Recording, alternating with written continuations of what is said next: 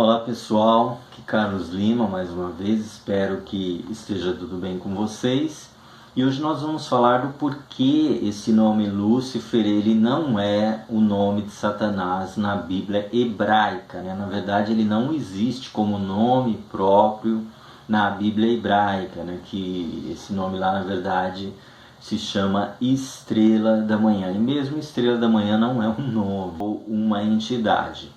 A gente sabe que existem muitas doutrinas, inclusive, que foram criadas, né, como se esse fosse o anjo-chefe do inferno, lá, um dos primeiros seres, junto com Jesus, criados por Deus, tal.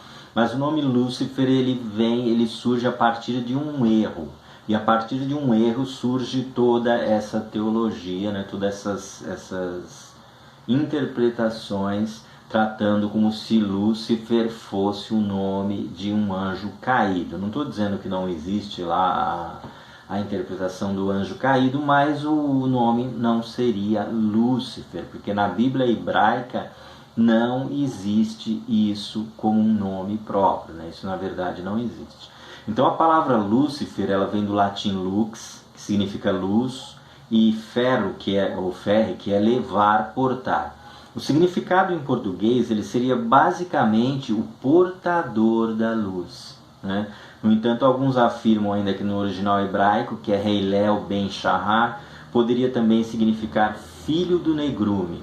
Essa tradução, porém, ela não é muito bem aceita. Na Septuaginta, para quem não sabe, a Septuaginta é quando a Bíblia foi traduzida do hebraico para o grego. Isso já existia no tempo de Jesus, né? Na Septuaginta foi traduzido como Reósforos. Existem outras versões aí da palavra que significa basicamente o que leva à luz, né? Essa palavra provavelmente originou aí a nossa palavra fósforo, representando a estrela da manhã, o planeta Vênus, que é visível ali, a primeira estrela a aparecer no céu, ali visível antes do amanhecer. Então, quais são os dois textos que nós vamos ler? As duas versões, né? Nós estamos falando de um texto lá em Isaías 14, do verso 12 ao 14. Onde ocorreu o erro, está escrito assim: como caíste desde o céu, ó Lúcifer, filho da alva, como foste cortado por terra, tu que debilitavas as nações, e tu dizias no teu coração: eu subirei aos céus, acima das estrelas de Deus exaltarei o meu trono, e no monte da congregação me assentarei, aos lados do norte, subirei sobre as alturas das nuvens e serei semelhante ao Altíssimo. Essa é a versão que não corresponde a uma tradução correta, né, do original no hebraico. Qual seria a tradução correta? A tradução correta seria: como você caiu do céu, ou poderia ser como caíste do céu, não tem problema, ó estrela da manhã, filho da alvorada. Essa seria a tradução correta, ou alguma coisa nesse sentido, porque na verdade no texto o rei da Babilônia seria aqui o personagem central da história, e aqui ele faz uma alegoria sobre o rei da Babilônia. Como você caiu dos céus, você que era a estrela da manhã. A palavra estrela da manhã era usada para significar uma posição de autoridade, né? Pessoas que estavam numa posição elevada, como se fosse uma estrela brilhando sobre todas as outras estrelas que estavam abaixo dela, a estrela que mais brilhava. Então, estrela da manhã, na verdade, não é um nome próprio, não poderia ser traduzido como nome próprio, porque na verdade ele significa uma posição, né? Um substantivo ali que representa uma posição que foi alcançada por uma pessoa, tanto que poderia ser usado para uma pessoa boa, como poderia ser usado para uma pessoa ruim, sem problema nenhum. É como se eu dissesse: a pessoa é alta, não importa se a pessoa é boa ou ruim, ela é alta. Ou a pessoa é baixa, não importa se a pessoa é boa ou é ruim, ela é baixa. Se eu digo o cara é gerente, não importa se ele é bom, se ele é ruim, ele é gerente de tal lugar. Então é mais ou menos isso que quer dizer o termo. Estou usando uma linguagem bem simples aqui para todo mundo entender. Então seria mais ou menos isso aí que seria o significado do estrela da manhã. É a posição de autoridade que ele ocupava naquele momento, né? Então uma posição que fazia com que ele brilhasse, ele estava acima de todos os outros líderes, de todas as outras estrelas, de todas as outras lideranças que existiam. Então a forma como é descrito em Isaías 14:12 provém de uma raiz que significa brilhar, a mesma raiz de Jó 29:3. Né? Se o texto for interpretado literalmente, se você ler o texto e interpretar literalmente, é fácil perceber que Isaías está usando uma metáfora para falar de um rei orgulhoso que cometia muitos excessos devido a tudo que tinha conquistado, tentando se comportar como se fosse um deus. Né? Literalmente, o texto fala do rei da Babilônia e não de uma entidade espiritual em si. Então Isaías não estava falando do diabo, nem de uma entidade chamada Lúcifer, usando imagens possivelmente retiradas de um antigo mito cananeu, aí, como afirmam alguns. Isso não faz sentido. Né? E um exemplo é que em Daniel 4:22, é usada uma linguagem muito semelhante para falar do rei Nabucodonosor, que foi um dos reis da Babilônia. O rei teve alguns sonhos, né, e Daniel interpretou esses sonhos para o rei. E num desses sonhos, o rei viu uma grande estátua, né, que tinha cabeça de ouro, tal, o corpo era dividido em vários metais. E quando Daniel vai interpretar, ele fala da cabeça de ouro, ele fala: "A cabeça és tu, ó rei, que cresceste e te fizesse forte. A tua grandeza cresceu e chegou até o céu." Né? Fica claro que o rei não chegou até o céu, mas que a Bíblia tem muito essa coisa de linguagens figuradas. Né? Uma pessoa que atingiu o topo, que chegou no mais alto poder, que atingiu o máximo das conquistas que um ser humano podia alcançar, ele chegou até o céu. É uma linguagem figurada. A linguagem é claramente figurada, de modo que, embora Nabucodonosor, em um outro texto, por exemplo, ele foi apresentado como uma árvore que mais cresceu, Daniel diria que o Senhor o derrubaria, né? Mesmo que ele fosse a árvore mais elevada. E de igual modo, Isaías, no texto da Estrela da Manhã, ele ressalta que, embora o rei de Babilônia gozasse de proeminência, tal como a estrela da manhã, a estrela que mais brilhava aos olhos humanos, né, de acordo com a visão humana, Deus o abateria e possivelmente a sua glória seria reduzida ali a nada.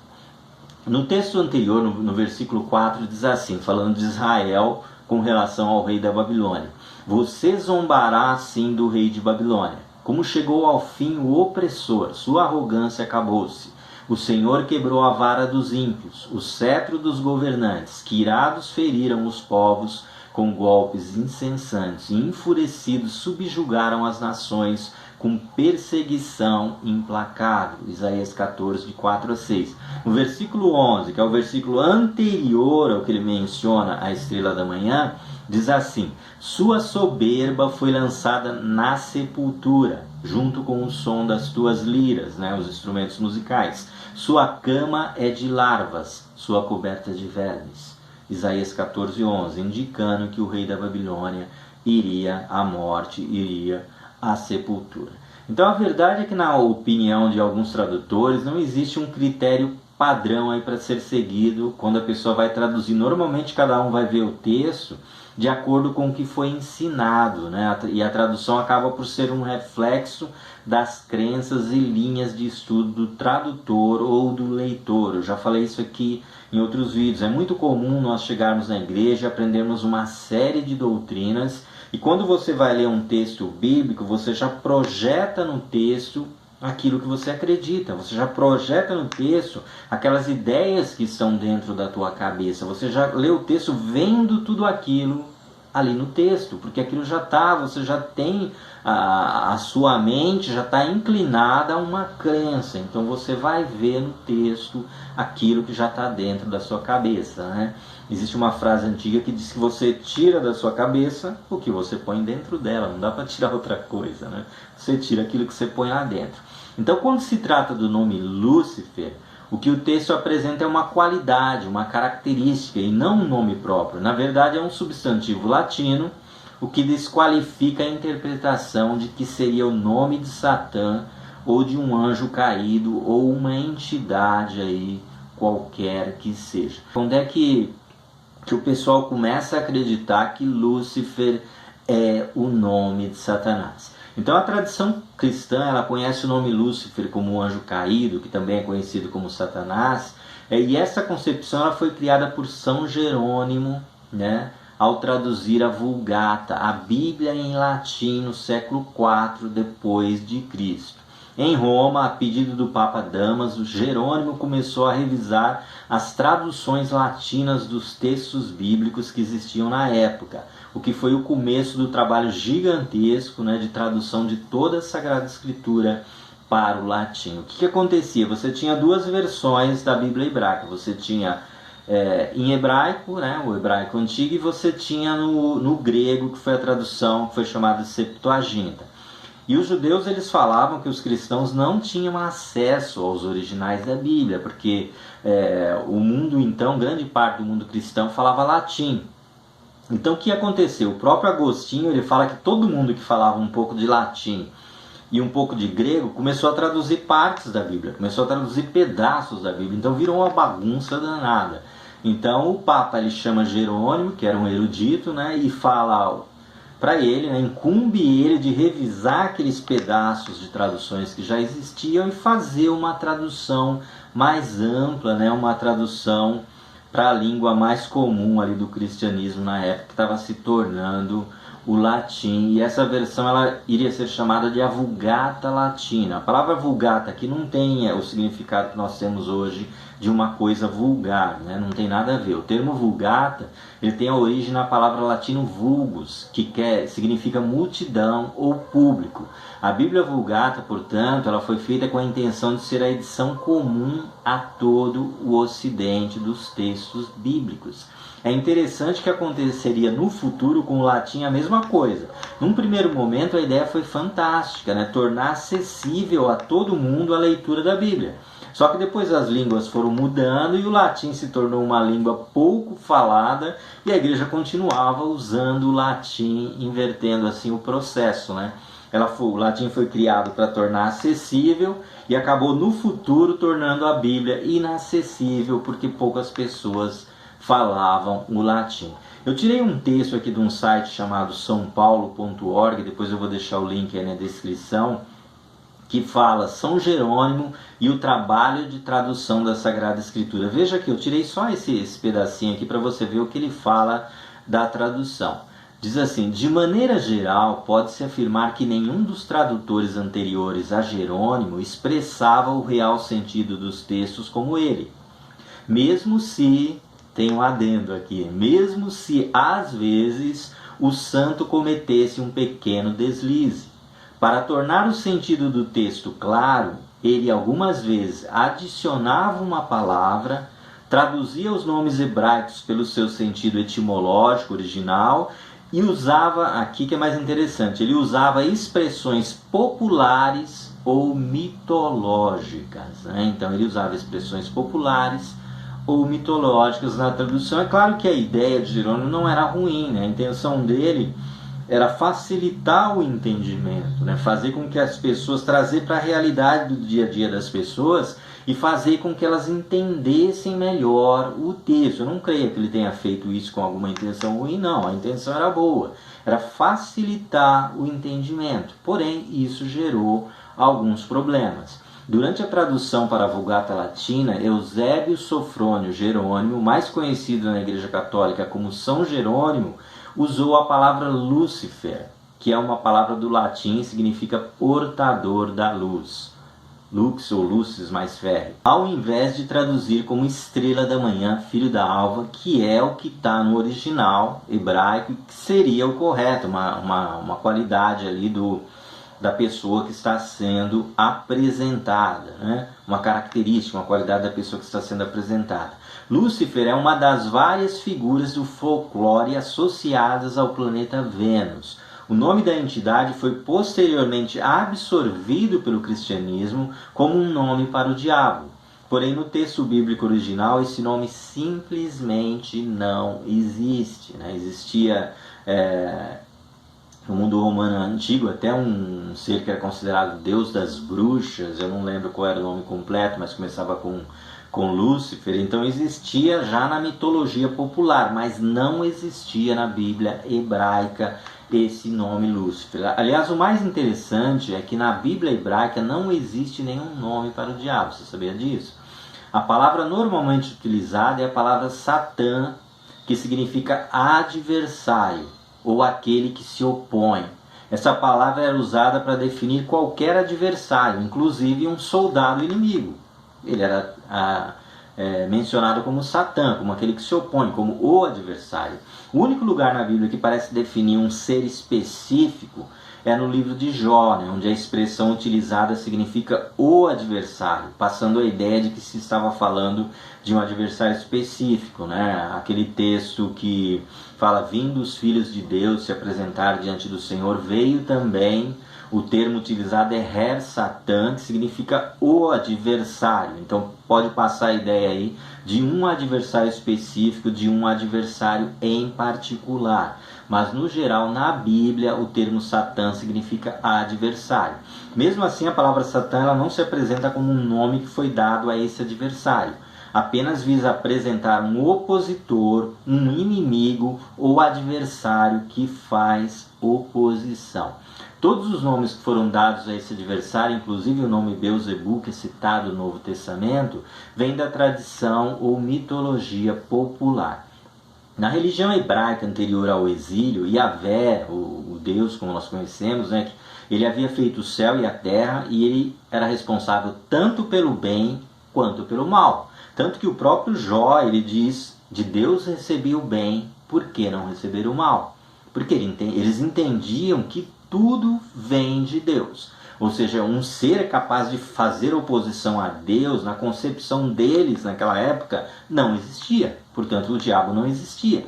O conceito hebraico de diabo foi se desenvolvendo gradualmente e surgindo de certas tensões ali dentro do conceito que havia no judaísmo. É possível também ter havido influência da tradução da Septuaginta, né, porque ela traduziu como diabolos todas as frases em que se mencionava Satã, as expressões como Satã, mudando assim a teologia, né, da demonologia bíblica, né, que os caras citam aí. Então a metáfora da estrela da manhã que Isaías faz, ele aplicou a um rei de Babilônia e isso deu origem ao uso geral da palavra em latim. Alguns começaram a entender que estrela da manhã era o nome de Satanás, ou Lúcifer, né, que era o nome original do diabo, antes da sua queda, ligando Isaías 14:12 com aquele texto de Jesus lá em Lucas 10, onde Jesus diz: eu vi Satanás cair do céu como um relâmpago, ou vi Satanás cair do céu como um raio.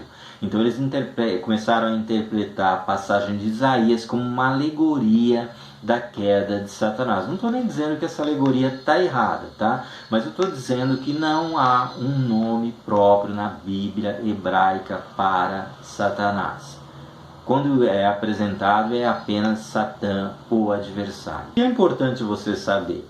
Não importa, não tem problema se você crê lá que foi Satanás realmente, que o texto falava do rei de Babilônia no mundo físico, mas falava também de Satanás no reino espiritual. O importante é você saber que não existe o nome Lúcifer na história. Lúcifer é um erro de tradução, apenas e tão somente isso. E não foi, eu creio que não foi nem culpa de Jerônimo, porque Lúcifer significava o portador da luz, né? Tinha um significado, mas como já existia o nome Lúcifer, já era atribuído ao demônio, ele acabou sem querer dando base para que Lúcifer fosse visto sim como nome de um anjo, como nome de um demônio, como nome do principal dos demônios que fazia oposição a Deus. Tá bom? Parando por aqui para o vídeo não ficar muito longo. Se você gostou, deixe o seu like aí, se inscreva no canal, né, repassa isso aí para os seus amigos, para a gente ter uma ideia disso. Basicamente, não é o nome de Satanás. Basicamente, o que você precisa saber é isso. Na Bíblia hebraica não existe esse nome, nos originais não existe, em Lúcifer não é um nome de Satanás. O que existe lá é Satã, ou estrela da manhã. Satã significa o adversário, estrela da manhã é a qualidade de uma pessoa que está na posição mais alta, mais elevada. Tanto que depois o próprio Jesus é chamado de estrela da manhã, né? Então estrela da manhã não é um nome próprio, senão você estaria chamando Satanás de estrela da manhã, Jesus de estrela da manhã. Jesus e Satanás são a mesma pessoa.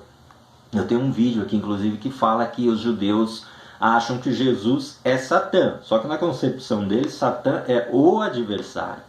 Então Jesus hoje é o adversário do judaísmo, né? Ele faz oposição ao judaísmo. Então existe uma diferença aí nesse conceito de demônio, principalmente com a escritura antiga, com a Bíblia hebraica no seu sentido original, tá bom? Então Lúcifer é o quê? Na Bíblia, Lúcifer é um erro de tradução, não passa de um erro de tradução, tá bom? Deus abençoe você, que o Senhor continue abençoando a sua jornada, o seu caminho, que Ele continue guiando os seus passos em direção ao Senhor, em direção à verdade, em direção ao reino de Deus. Um abraço e, se Deus permitir, até o próximo vídeo.